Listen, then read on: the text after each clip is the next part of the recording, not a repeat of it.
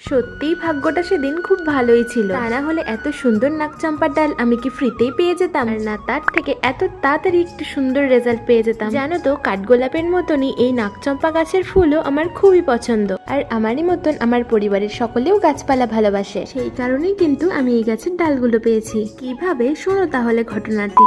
কিছুদিন আগেই মা বাবা একটি আঙ্কেলদের বাড়ি ঘুরতে গেছিল। সেই আঙ্কেলদের বাড়ি খুব সুন্দর একটি ছাদ বাগান আছে, এবং সেই ছাদ বাগান ঘুরতে গিয়ে মায়ের চোখে পড়ে এই নাকচম্পা গাছটি, এবং তার সাথে সাথেই আমাকে ভিডিও কল করে দেখায় এবং বলে, এই গাছ তো ছাদে লাগানো নেই তাই না, আমি কি তোর জন্য একটা কাটিংস নিয়ে যাব? তখন মুখে হ্যাঁ না বললেও মা আমার মুখ দেখে বুঝতেই পেরে গেছিল গাছটি নিয়ে আসলে আমি কতটা খুশি হব। তাই বাড়ি এসেই গাছের দুটো ডাল আমার হাতে ধরিয়ে দেয়, কারণ যে আন্টিটির ছাদ বাগান তিনি এতই ভালো ছিলেন, আমার ছাদ বাগান করার কথা শুনে সাথে সাথেই দুটো ডাল ভেঙে পাঠিয়ে দিয়েছিল। আর সত্যি বলতে আমি প্রচুর খুশি হয়েছিলাম। চলো আজ তবে আসি, হ্যাপি গার্ডেনিং।